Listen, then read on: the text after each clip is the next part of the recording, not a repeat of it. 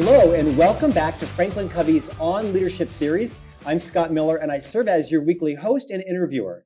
Today I'm honored to introduce and welcome to the set the President of National Business for AT&T and a member of Franklin Covey's Board of Directors, Anne Chow. Anne, welcome. Hey there, thanks. So glad you came in from Dallas, I believe. Yes, that's right. So the Welcome weather's today. a little bit different there than It's here. a lot different today, right? Mm-hmm. I think I had 1.5 feet of snow on my car this morning. Yeah, I wore shorts and flip-flops this weekend. That's nice. I'm jealous of that. This morning I was out snow blowing the snow off my wife's car. I see. Snow blowing as like a leaf blower. Yes, no, we used to have one, believe me, when we lived on the East Coast, but we were happy to give it away. I think my neighbors weren't appreciative of the snow blowing on the car at 5 o'clock this morning. Oh, it's necessary. Yeah. Welcome today. Thank you. Honored you're here. You have a unique portfolio because you are a classic, I would say, business leader, right? You have enormous responsibility at AT&T. You have ultimate stewardship over close to 12,000 colleagues. You manage the P&L and the responsibility for nearly $13 billion of business. How long have you been with AT&T? So I've been with AT&T for 28 and a half years. Wow. And it has gone by in a blink of an eye. 28 and a half years, 23 years almost here at Franklin Covey. That's wonderful. Like me, I'm guessing you've reinvented yourself a couple times along the way. Over and over and over, for sure. How many careers within AT&T?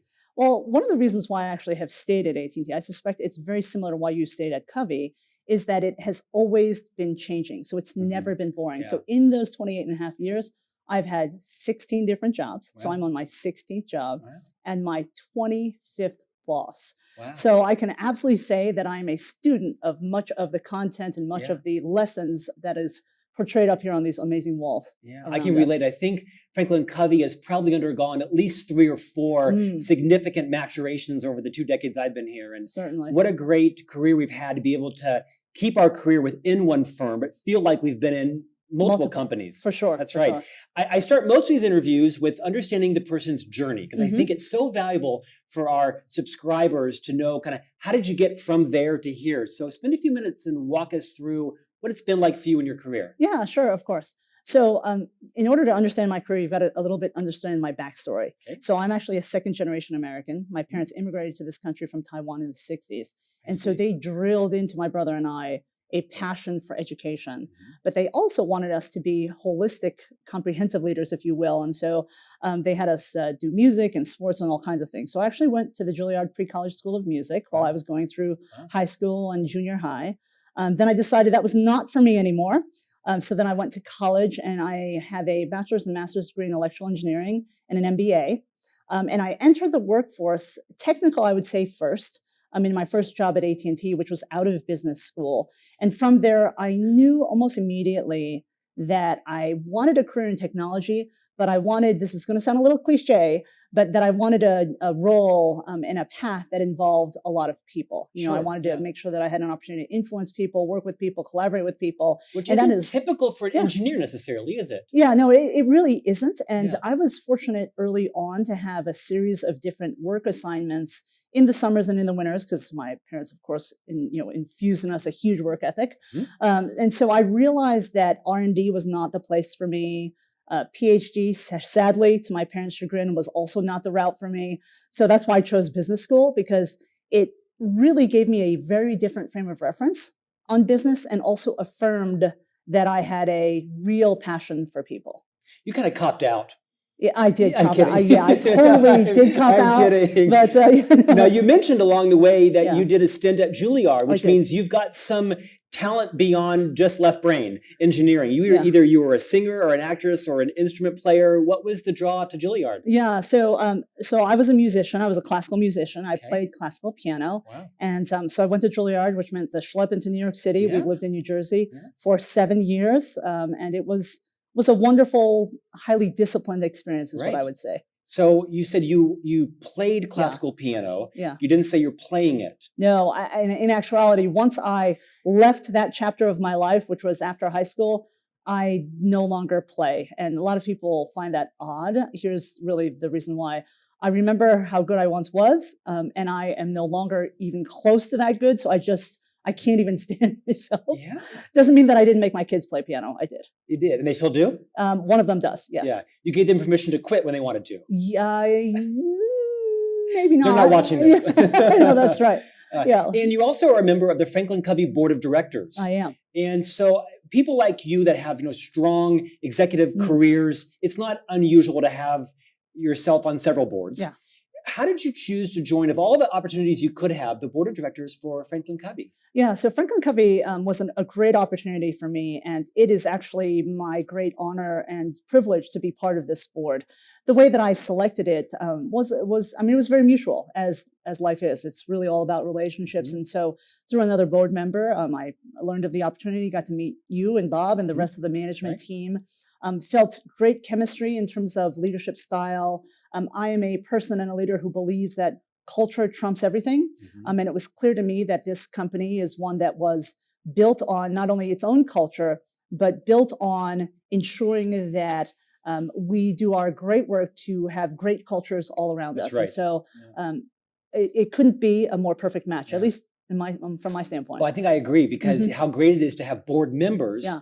that are as passionate about our mission and our expertise as you are. It's a great Mhm. fit. Yeah, for sure. And in fact, I would call myself a student. So when I Yeah. had the opportunity to consider being part of the board here, I was already a student of course, I went through Seven Habits early on in my, in my professional career. I'm a huge, disciple almost of Speed of Trust. And so I feel so strongly about many of the lessons and much of the Mhm. content that, Covey has become known for, and a lot of the principles. Well, it's an honor to have you here. Oh, thank I you. won't quiz you on the 7 habits. Okay, that's okay. I'll give you Yeah, a please pass don't, on please that. don't, please don't. Yeah. Our topic today, our discussion is going to be Yeah. about one of your passions, Mhm. this theme of authentic leadership. Yeah. Before I go there, I'd like you to talk a little bit about the role that a board member has in an organization. Sure. Every day you open the paper and you see another CEO that's either defrauded a company or has not behaved in alignment with their values. Yeah. And these board positions are enormously important Mhm. in terms of oversight and governance, but also setting the model and the standard, right, for the Mhm. organization. Talk for those people who may not be as Sure. close to a board member as I had the chance. Sure.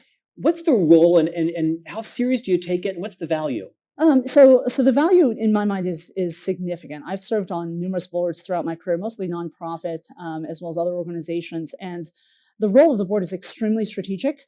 The board serves the shareholders to the extent it's a public company, Mhm. serves membership to the extent that it's not, or the constituency in which the organization serves. But largely, the board also serves in support of the leader and the CEO. Mhm. So we provide strategic input, strategic guidance, support, as you mentioned, oversight, right, and governance. There are appropriate checks and balances, of course, Mhm. being a publicly traded Mhm. company. So a huge part of the board's responsibility is fiduciary in Mhm. nature. Mhm. And so, that ranges from traditional measures as it relates to how we think about our financial Right, performance, right. but it also can even extend into areas like risk, whether it's cybersecurity risk or otherwise, right, Mhm. or cultural risk, if you Mhm. will. So the role of the board really is extremely critical, which is why I think the fit to my earlier point about culture is so important. And I'm guessing as a board member of a public company, you have to calibrate how involved you get, even though you're kind of responsible for everything ultimately. Yes. I mean, just recently, this last week, we had a major multinational company where the CEO was ousted Right. and accused of some pretty serious things. That's right. And it feels like maybe some of the board members suspected and some didn't. I mean, what insight would you share with our subscribers around the role that board members play in that balance of not managing the company, but also being responsible for the behavior of the CEO and the executive team? Yeah, for sure. Well, what I will say is, you characterized me in the opening as a kind of had a classic leadership career path, I think were your words. And so for me, I think one of the greatest joys of being part of this board is in the balance of not getting too operational, right? Which is Mhm. probably counterintuitive to somebody like me who is, very active in the workforce and Engineer running background. my own P&L and my own Right. large operations, having run them around the globe and around the country, to really elevate into a much more strategic um, position, if you will. The role of the board, I can't emphasize enough, is it's fiduciary in nature. It's ethically based. In any board CEO chairman relationship, you've got to have the utmost trust and transparency, right? And so I think those dynamics are incredibly critical, especially in this day and age. And technology, being in tech and having had a career in tech thus far over the last almost 3 decades, technology is changing everything now, right? So it is changing the way that we even communicate together, whether it's with our employees, with our shareholders, with our customers, with our partners, or otherwise. AT&T is my mobile phone provider, just so you know. Thank you for You're your welcome for my business. We business. greatly And my life appreciate as it. well, too. Exactly. Let's get into authentic leadership. What does that mean to you? So I would say that for me, one of my hallmarks as a leader, if you were to ask anyone who's worked with me closely to describe me in 3 words, 5 words, I would hope, and I've actually done this test before as well, if you will, kind of the word cloud kind of thing. Authentic always comes out. And so for me, it's really been the hallmark of my career. And so for me, what it means is that you can be you. In fact, I've written blogs that are entitled, and one of my kind of taglines is "Be real, be true, be you." Right, and it is really all about how to bring out the greatness in yourself. And again, you can see here the alignment of my own personal leadership mission with the alignment of Franklin Covey's mission, if you will, another great fit. And how do you realize your greatest potential in all sorts of ways? And when I say be your authentic self, it's really about understanding your strengths, understanding where you came from, understanding what your weaknesses are, and where you want to go with that. Recently a past guest was Eric Barker, who wrote a book called Barking Up the Wrong Tree. And he talked about, and it was basically dispelling leadership myths. It's a great book, and it's such a great interview. And in this, he popularizes this concept invented by someone before him called unfiltered leadership. And that I found myself in that Franklin Covey is a fairly conservative, filtered company, and I'm a fairly unfiltered leader. And I've thrived here. I know. The secret's out. The secret's out. She's a board member after all. But I'm listening intently to, be yourself, be you, because it's important for every leader to make sure they're in the right culture. That's right. Because some cultures may not value what your style is. And you also have to not have unbridled, passion around personality traits that don't work well in the environment. Have you had leaders that reported to you who had enormous capability, but it wasn't the right fit, and you ever encouraged them to either comply, conform, or perhaps leave the firm and go spread their wings somewhere else? Yeah. For that, absolutely, 100% have had that situation before.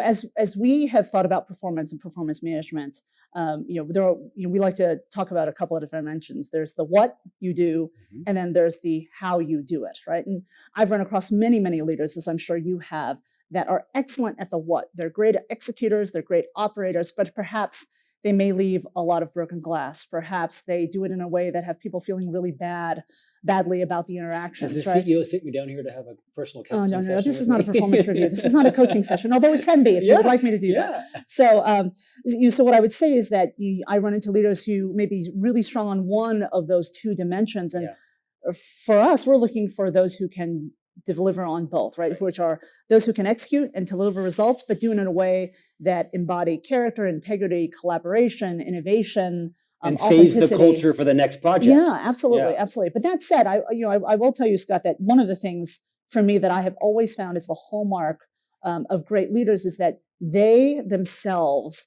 have a high degree of interpersonal flexibility. What I mean by that is that I always view that it is incumbent upon the leader themselves to be the one to flex to the situation. It's incumbent upon the leader to understand, with whom they're talking to, whether it's an audience in front of thousands of people, whether it's with one of their highly valued clients, whether it's going on a sales call, whether it's in a tough situation with investors, right, or analysts. And so it's really incumbent upon the leader to flex their style, both in terms of communication, but also in terms of content, both in terms of, think of that as the what and how, in terms of getting that objective done. And it's insightful because as I listen to you, it's kind of counterintuitive, because I would think, and I'm in, an executive role in the company, that the more seasoned you are, the more responsibility they have, perhaps the more power you have, the more you become entrenched in your style, and people sort of have to nimble themselves towards you. But you're kind of suggesting the opposite. Yes. Is that the more senior you are,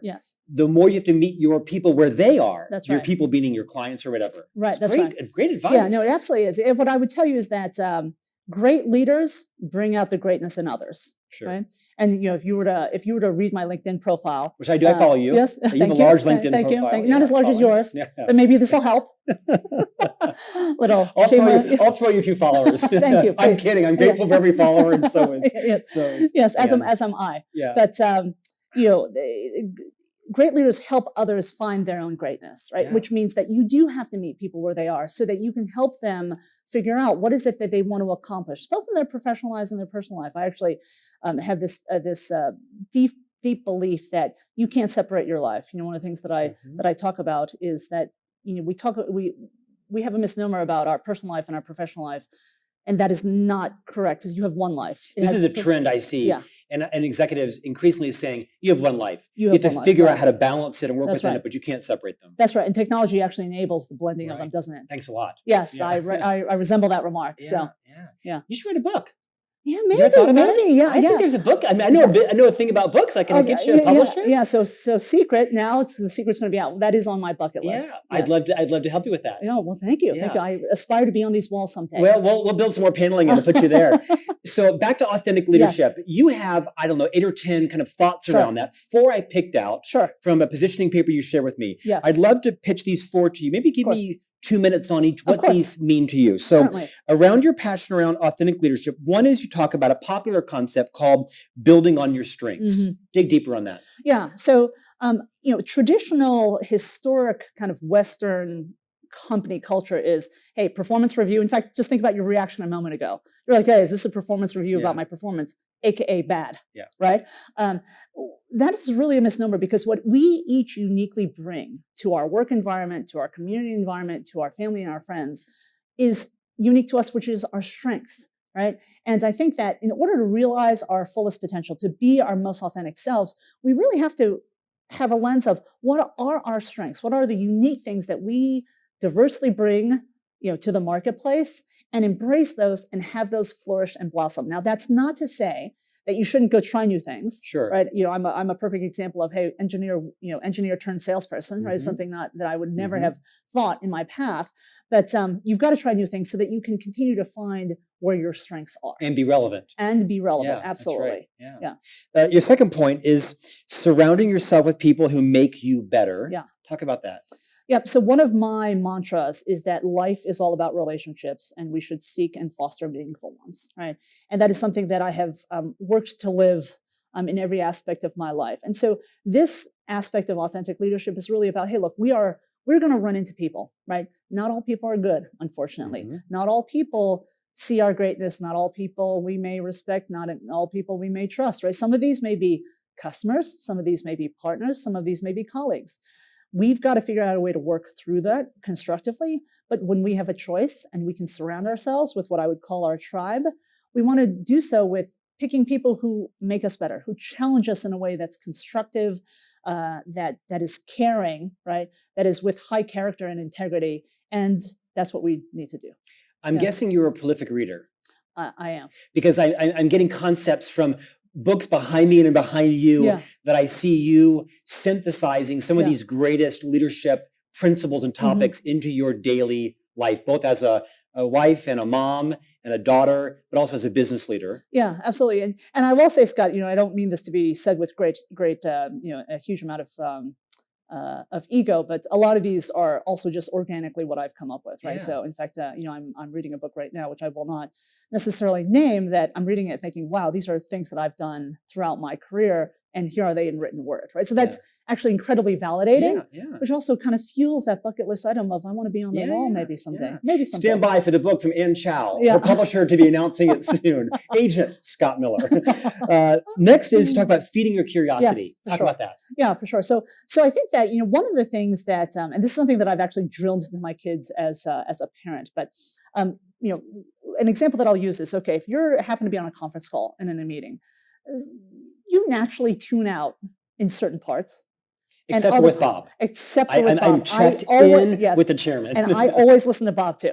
So, but there are parts where you tune out versus there are parts where you are interested in, right? And this is how you go through your career, go through your life. And my view of, in order to go and find and embrace your most authentic self, feed your curiosity, follow where you're most interested in, right? There's a reason why this particular topic or this particular function, this particular product or author or principle or vertical, right, or industry is interesting to you, follow that, right? If you can follow and feed your curiosity, in my mind, that's where you spark your own greatness, and it's actually how innovation is created, isn't it? And there's really no cap to that. I mean, the resources None. at our tips in our organizations is endless now. It is. I mean, the whole notion, this is where Franklin Covey plays such a critical role in the global economy, in my view, right, with business, is it's continuous learning now, right? Learning is never done, right? In order to live our most fulfilled lives, we will be learning until the bitter end or the sweet end. Yeah. Right? I'd love to see your nightstand. Yeah. How many books are like a fourth read on it? Like 6. Yes. But then if you were to look at my e-reader, then I have going on at any time, a good 3 to 4 books. Do you consume books more digitally than you do in print, or you balance them both?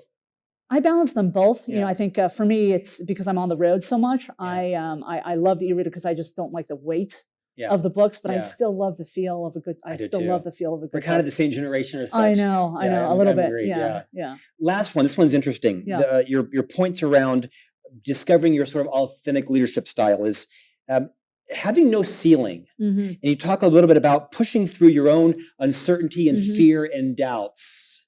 Share with us how you've lived that. Yeah. So when I started at AT&T 28 and a half years ago, I was a network architect. I had a great job. I learned early on, though, that I wanted to get closer to the business. I wanted to get closer to the customers. And so I moved into a P&L role as product manager, and I did a couple of operation jobs. My mentors early on told me, in order to really get a feel for the company, and if you aspire to general management, right, you need to go to sales. Now, for somebody who had no idea what sales was, had no interest in sales, my parents still don't have any idea what sales is or what I do. How many years into AT&T were you until you moved to sales responsibility? I was a good 5 years in. Yeah. So I had progressed quite well in my career, 5-6 years in. And I had a hard time getting in. I'm not ashamed to say that I failed upwards of 6 times with trying to get a sales job because nobody would hire me with no sales experience.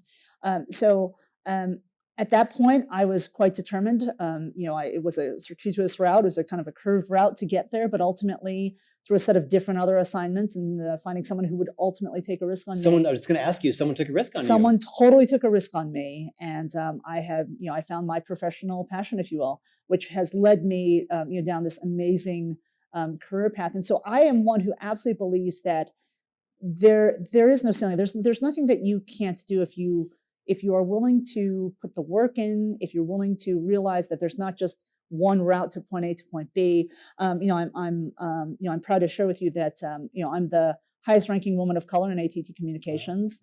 I became the first Asian officer of AT&T back in the 90s. These were not objectives at all that I set out for myself.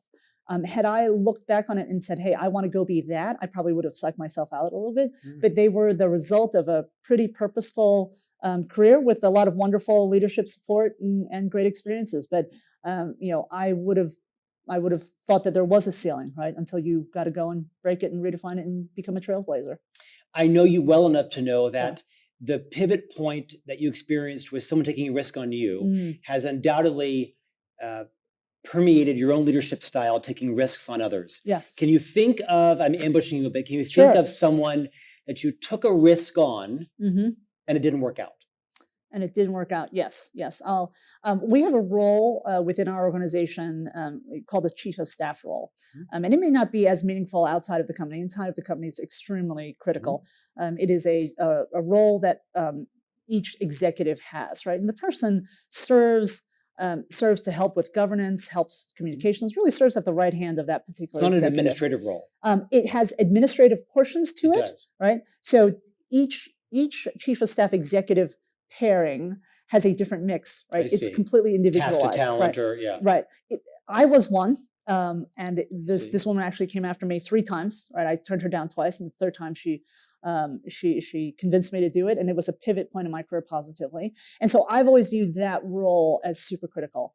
There was a time, and I like to take risks on people, as was taken on me in that role. There was a time when I took a risk on somebody, bringing them in. They had never been. I was an executive, not over just the sales organization. There were other parts of what I had responsibility for, and I brought in a very, very high performer from sales. In fact, a top performer. And unfortunately, the fact that he had absolutely no headquarters or staff experience, it did not work out. Came from the field. Came from the into field headquarters, right? into staff and Yeah. headquarters in a high visibility Right.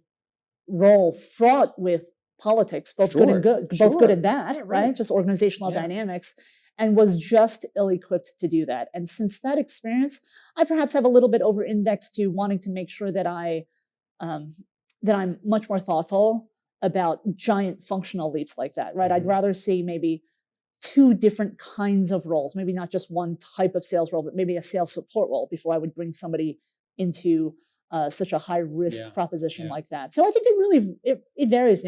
How risky is it, right? How big is that risk versus how do you think? What's your knowledge of that individual?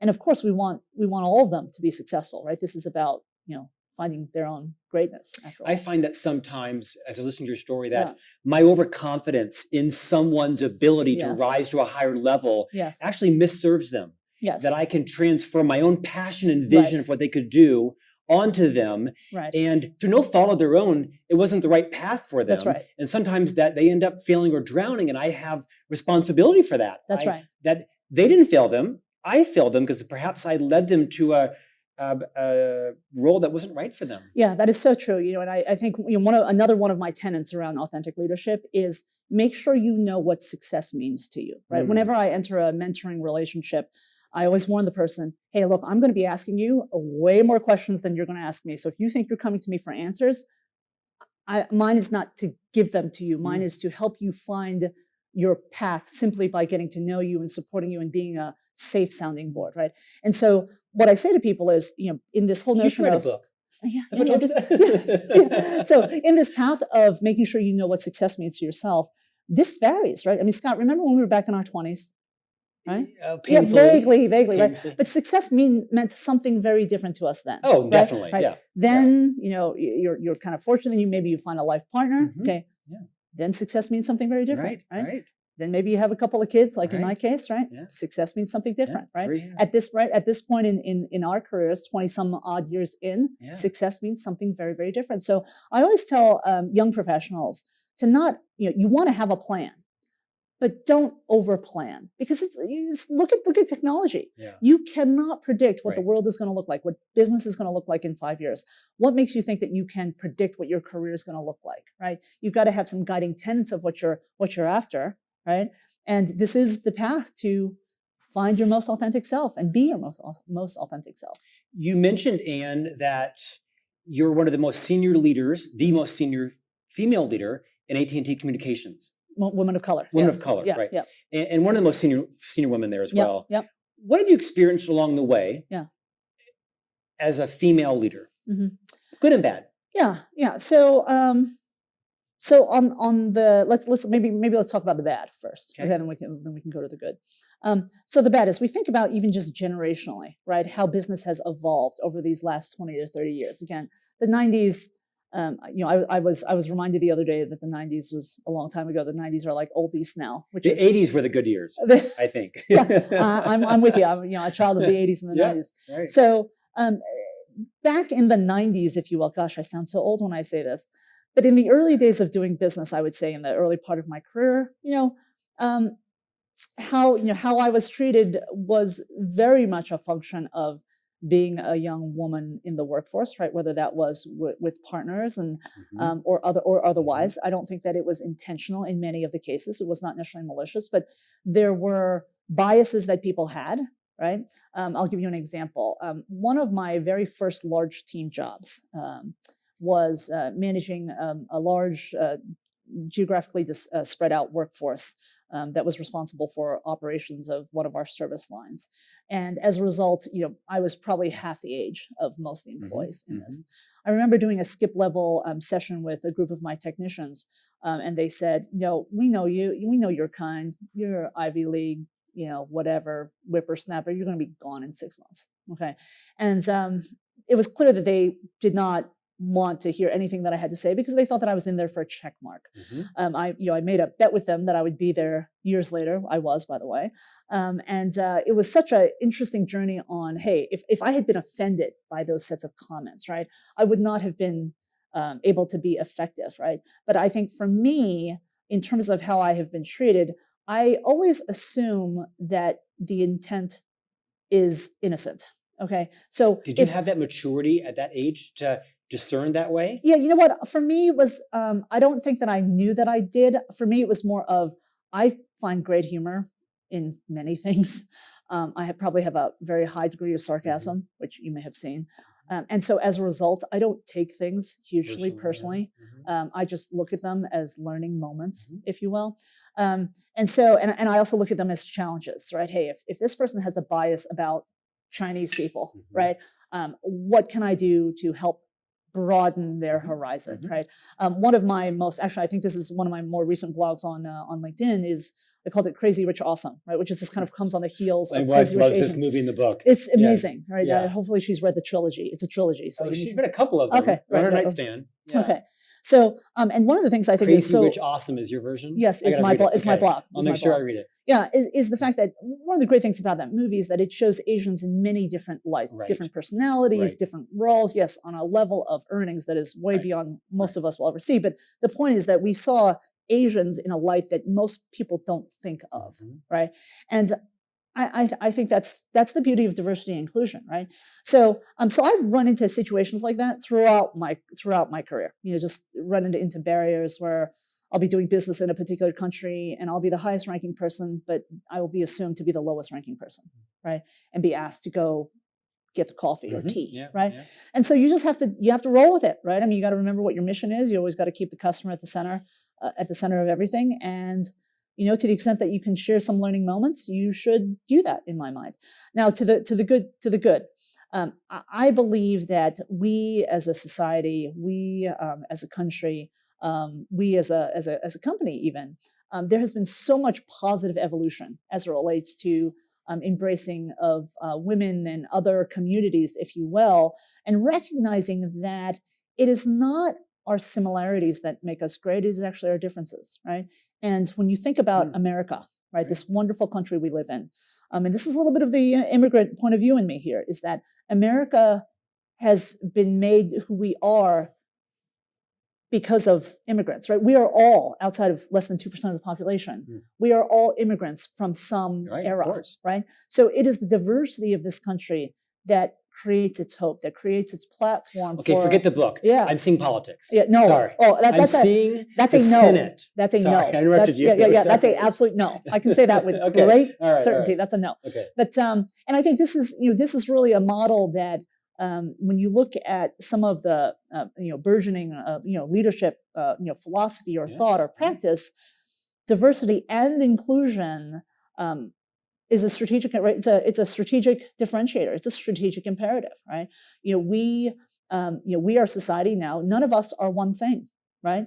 If you look at me, you say, okay, yes, so she's a woman, she's Asian American, she's a sales leader, she's a P&L leader, but I'm so many other things, right? You said a mom, a former wife, piano player, right? Former pianist, right? None of us are one thing, right? I'm a Gen Xer, right? I'm a proud Gen Xer, right? Yeah.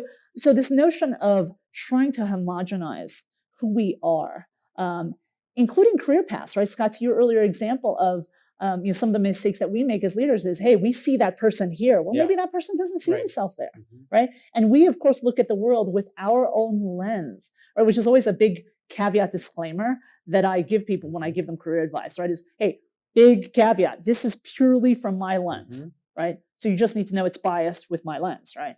And take my perspective for whatever it's worth. Right, so. What advice would you give other women who are watching today's program? This will push to 4 or 5 million people across the world and growing every week. Sure. What advice would you give to women who are finding inspiration in your journey, your story, as they move into 2019, how to manage their brand well as a female leader moving up in their organization or perhaps coming into a new organization? Yeah, for sure. So the first thing that I would, first piece of advice that I would give women is be confident and kind to yourself, right? I find that having mentored hundreds of women all around the world over my career, women are their harshest critics. We have this thing, women lack a confidence that men lack. I think there is actually physiological, differences in terms of how our brains are wired, right? And we've all heard the example of, hey, if a man and a woman are looking at a job, there are 5 skills needed, and they each have 4, the man will focus on the 4, the woman will focus on the 1 she doesn't have, right? And so I would say my number 1 piece of advice to women is have confidence in yourself, believe in yourself, because if you don't believe in yourself, then others cannot. But that confidence that you have should also be, not show in a way that has you being so egotistical, right? There are all kinds of other labels that we're called when that happens, right? Which is a little bit of a double standard. But so I would say focus, make sure that you believe in yourself and that you surround yourself with people. This gets to the tribe notion that I mentioned earlier, that you surround yourself with people, that you seek coaches and mentors and friends and sponsors that lift you up, that make you better, that push you in a positive way, right? And I'm not saying that you should find a network of all women, right? You want to surround yourself with people that are different from you, right? That challenge you, that stretch you. And so I think that immediate circle that you have and those other concentric circles are really critical in terms of your network. So that would be the other thing. And then I would say too is that you got to understand how people perceive you, right? So if you don't have any sense of that, this is actually true for men and women, right? There's all kinds of 360 feedback. You got to ask the question, right? Because very oftentimes, I mean, this is very true with clients, right? Perception is reality, right? And your reality is not the reality or perception. Facts notwithstanding. Yes, right, absolutely, right. And so we live in a world now, again, largely enabled by technology and heavily influenced by media, where perceptions entirely matter, right? So really understanding how your brand is shaped, right? That you actually, I mean, companies are dealing with this now, right? Companies can no longer control the message about what their brand is about. Why do we as individuals think we can do the same about ourselves, right? Every one of us has a digital footprint, whether we like it or not, right? Every one of us has a reputation, whether we like it or not. It's incumbent upon us accidental or deliberate. Right, or a little bit of both, right? And so it's incumbent upon each of us to understand what that is and help to shape it and influence, which is really the best that we can do. Same question, different gender. Yeah. What advice would you give to men watching today's program who may be unconsciously incompetent or biased or interested in playing a role in helping women in leadership? What advice would you give to me and my male colleagues out there? Yeah, no, it's a great question. And I don't know if I would call it incompetence. I said unconscious. Yes. right. So, but I think you hit the nail on the head. So there are actually 3 things that I would give advice to in terms of the men out there. And I want to first say that I would not be where I am today without a slew of male allies. Right, I can think about a bunch of my best bosses out there have been men. Many of my champions have been men. Right, some of my closest friends and colleagues are men. Okay, so this is about us together elevating it. Right, it's us together elevating the whole. So the first thing that I would say to the male allies out there or the aspiring male allies out there is confront your unconscious biases. Okay, we all have them. It's totally normal, and until we surface them, we will not be able to work through them. I'll give you a perfect example. A couple of years ago, I was hosting a set of clients and was sitting with a group of CIOs. Some were men, some were women. And I was sitting next to one of the gentlemen who was quite a contemporary. So, our generation, I would say, Scott. We were talking about employees and development of employees. He also had a wife and daughters. Okay, that came up in the conversation. And he said to me, I've hired many amazing men and women in my career, but then the women go out and they get married and they have babies. This was actually said at a business meeting, right? And so my first thought in my head was, did he just say that? My second thought was to probe and to really understand that, right? And I said, well, blank name. I use his name, not a expletive. Right. So explain to me, why is it that when women get married and when women bear the children, they are less amazing than the men who may be in the same position, right? Who decide to have families and whatnot. And his paradigm, his unconscious bias was, well, when women do that, they have to leave early, they have to go take care of the kids, they're not as dedicated, et cetera, right?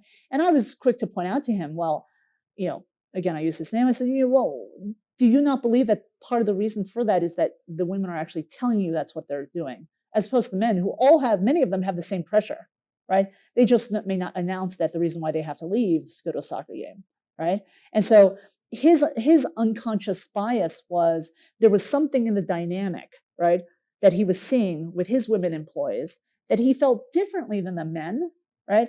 But without talking about it, we might never surface it, right? How did he respond to your context for that? He listened with great interest. There were also other women executives around the table who amply chimed in, and I do believe that it was a learning moment for him, right? It was a learning moment for him. And again, this is not just, I'm not talking just men have, we all have a conscious bias, all humans do, right? So I would say that's number one, is work to surface your unconscious bias. If you're wondering really is challenging your paradigms that are entrenched, that may have been relevant, may not have been relevant previously, and really just show the self-awareness to ask yourself, am I seeing the situation accurately? Right. And the only way you can do that, because let's face it, if you surround yourself with the same people that have always been around you, you will not surface it. Right. The way to do that is to surround yourself with different people, with different perspectives who can help you surface that. Dr. Covey was quoted amongst thousands of quotes as saying, we see it differently. How wonderful. Yes. He believed that. Right? Yes, absolutely. 100%. Okay. So that's one thing. The second thing is more about this tribe, right? So one of the things that I'm so proud of my company in doing is that I believe that we are world-class as it relates to employee resource groups and employee networks. We actually have a dozen of each.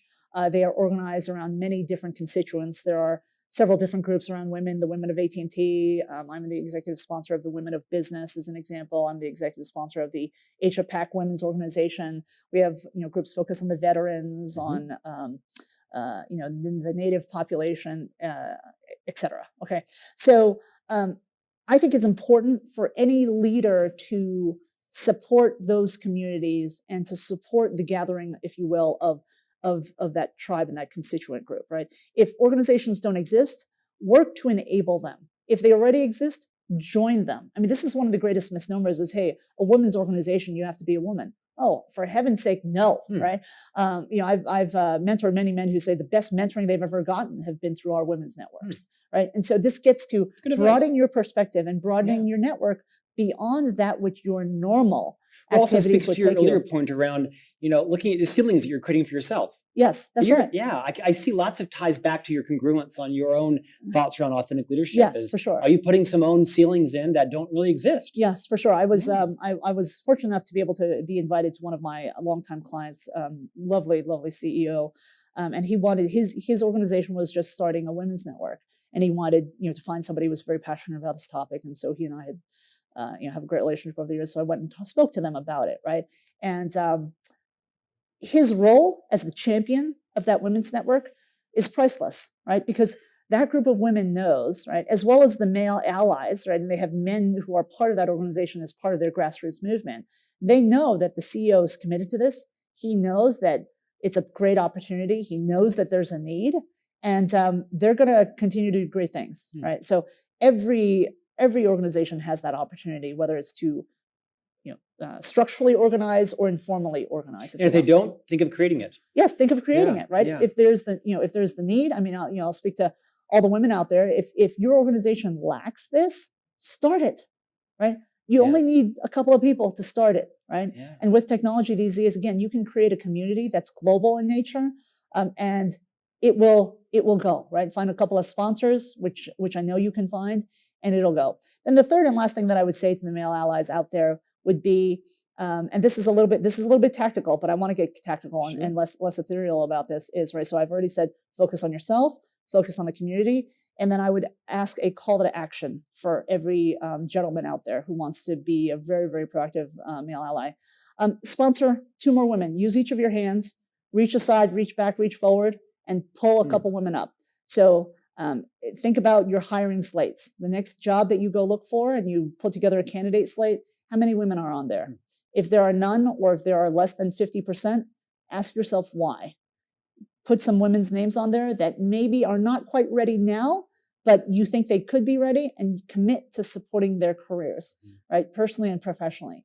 And that is a joy that is like no other, when you can really help people to find their greatness and fulfill their greatest potential. So I would ask very much every guy out there to lift up at least 2. Of course, I would like to ask you each for 200, but I'll start with 2. Okay. Right? Most everybody has 2 hands. Challenge taken. Yes. I'm thinking of 2 in my head right now. 2, right? 2 whom you don't currently support. Oh, right? Don't okay. currently Okay, I'll have support, to challenge my list then. right? Okay. So, right, you have your existing list because it's the most comfortable and knowledgeable to you. Yeah. So find 2 more. I think you have one behind the camera over there right now. Okay, I'll talk excellent. to you after set. I'll think of my other one. Excellent. Last question. Yeah. As I think of AT&T, I'm a customer, Thank but I you. think of this just global, multi-billion-dollar kind of faceless company, which you've been there almost 29 years. Evangelize why you love AT&T so much. Yeah, so AT&T really, AT&T sits at the nexus of what my passions are, right, which are technology and people, right? So we are a modern media company. We are redefining a new category, which is telecom, media, and technology. When you look at the broad spectrum of our assets, most people might know us for our networking capability, right? So you as a consumer, whether it's your landline service, if you will, in your house, if you still have it, or if you've gone all mobile, right? But you think about your broadband or high speed internet, all of this kind of thing, right? So, but we also serve businesses all around the world, right? From the global multinationals to small businesses of all kinds. So we serve every industry, and technology today is such that every business is a technology business, whether they like it or not, right? So it can be a great enabler or a great disabler, depending on how you think about it. And if you think about some of the greatest innovations which have occurred, they have occurred because of communication, they have occurred because of technology, they have occurred because of people. And so as we seek to provide the world's best customer experiences around media and entertainment and communications, this is why I say the company has never stood still. It has never stood still. It has never, ever been boring in all 16 thus far of my jobs. Sure, there have days when I've been frustrated. There have been days, I was even on the brink of leaving the company, if you will. That's a topic for a different. We've all been there. Yeah, we've all been there, right? We're just human. But it has never, ever been boring, and I am constantly learning. And I love the people. I love working in the marketplace with my it's clients. a great culture too. Yeah, and what the culture has evolved hugely, and I love the opportunity to be part of that culture and change the culture and continually transform it. And such an honor. I could listen to you for hours. Oh, thank you. And thank you for coming to On Leadership. It's my pleasure. So glad you joined us. We've been talking with the future best-selling author, Anne Chow, from her literary agent, Scott Miller. So glad you joined us. Thank you. We hope you had a great time listening to Anne's thoughts on authentic leadership and how men and women can help each other out on their journey up in the organization.